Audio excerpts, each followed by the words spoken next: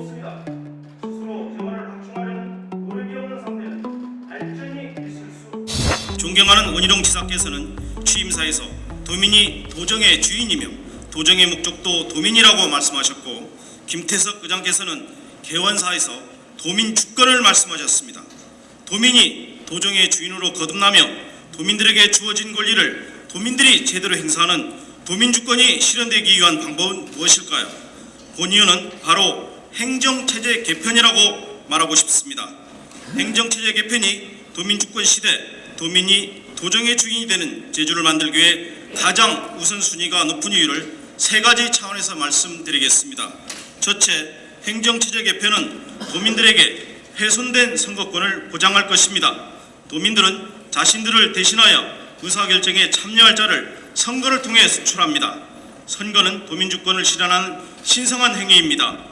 그럼에도 불구하고 기초자치단체 폐지로 인해 제주도민들은 시장을 직접 선출할 선거권을 잃어버렸습니다.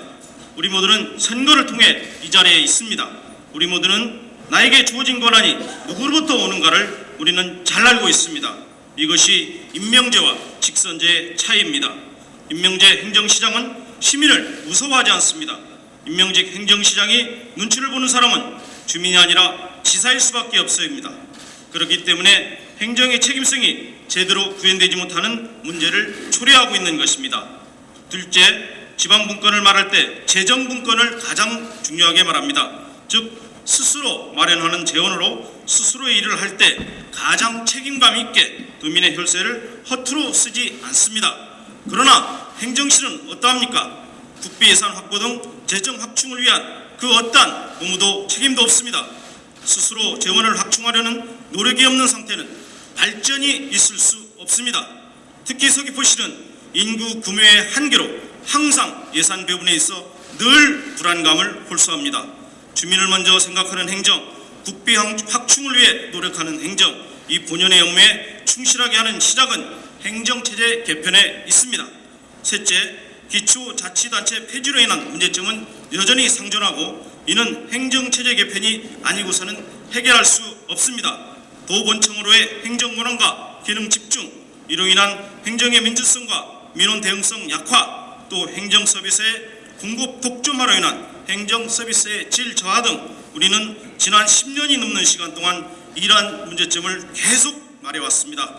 지난 민선 6기에서 행정시 기능 강화를 목표로 여러 조치들이 취해졌습니다만 진정 해결이 되었는지 다시 한번 묻고 싶습니다.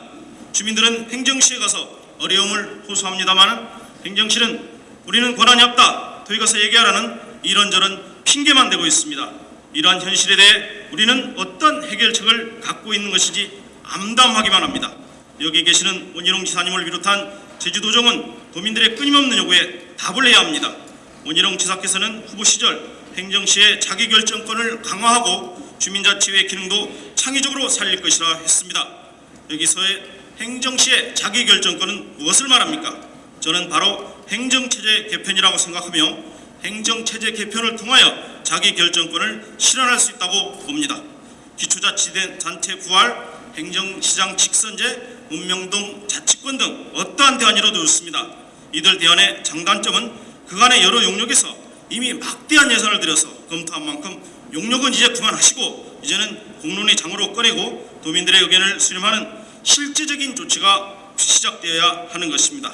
지금 당장 도민의 입에 맞는 도민이 원하는 맛있는 밥상을 준비해야 합니다. 선거가 다가옴에 따라서 공약용으로 성급하게 밥상을 차려서는 도민들의 입에 제대로 맞을 리가 없습니다. 도지사 입장에서 정치적 이해관계 득실을 따져서 그 시기와 방법 등을 추진해서도 절대 안 됩니다.